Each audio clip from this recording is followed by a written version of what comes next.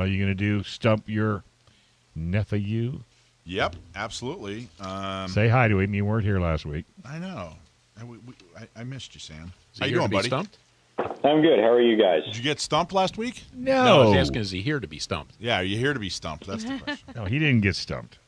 This is a good question, I think. Melissa's going to read it. Okay, so Sam, the gunman, is my nephew. So every week we do Stump My Nephew. We found out that 21-year-old Sam, actually he was like 18 or 19 at the time when we found this out, is fantastic when it comes to gun trivia. So if you send in a trivia question and we use it, if you send in a question, and use it, we give you apparel. We give you a shirt or a hat or whatever you like.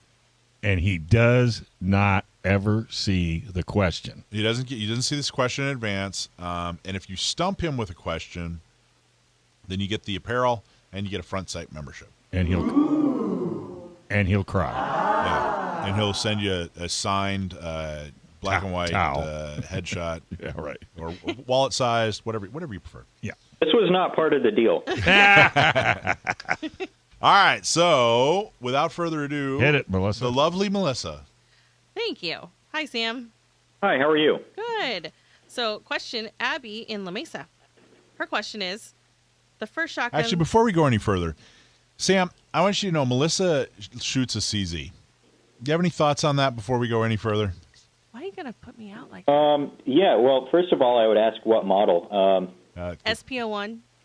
Oh, very nice. So it's weird working at a gun store, for a lot of reasons. But I have customers come in all the time, and when I show them our case of really, really nice CZs, like we've got a couple of Shadow 2s, an SPO1 custom. I want that Shadow 2. Some of these people go, well, CZ, who are they? I've never heard of them. Well, on the competition circuit in Europe, that's all anyone's using. They're just a little bit less established stateside, so it's weird that these people sort of poo-poo such a well-made brand of firearms. None of those guys have a man bun, do they? I have to admit, I have seen some CZ fans with man buns. Really? Type may be a little bit true.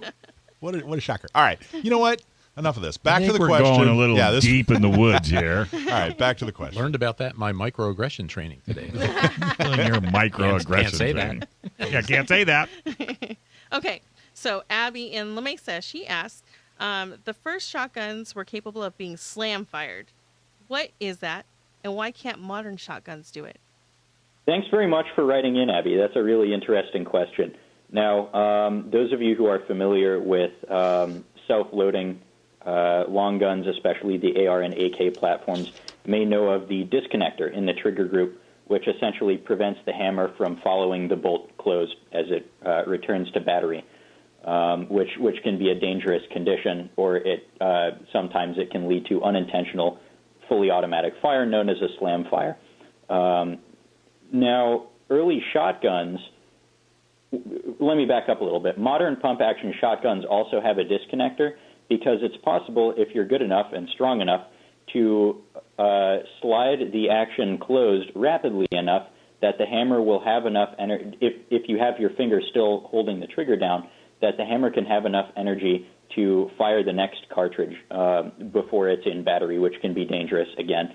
But early shotguns didn't have this.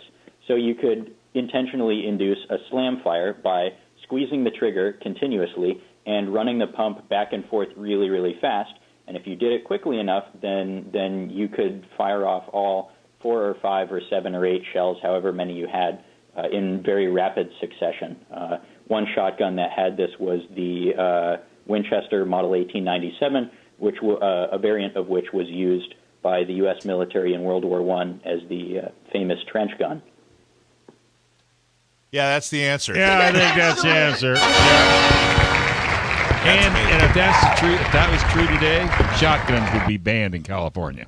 I think they'd be cooler. The safety hazard. They might be cooler, but might they'd be cooler. banned. They would be banned. Well, you know, I think my shotgun from childhood, my Ithaca Model 37, I think. You gonna go home and try it? You could No, slam I'm for it. not. I didn't think it was a good idea when I heard about it, but I think that's one of the older ones that has that issue. Nice job, Okay, Sam. coming in. By the way, we have another question here. Not so much trivia. Coming in from YouTube, Dr. Exotic is watching on YouTube. He's listening to the show and watching.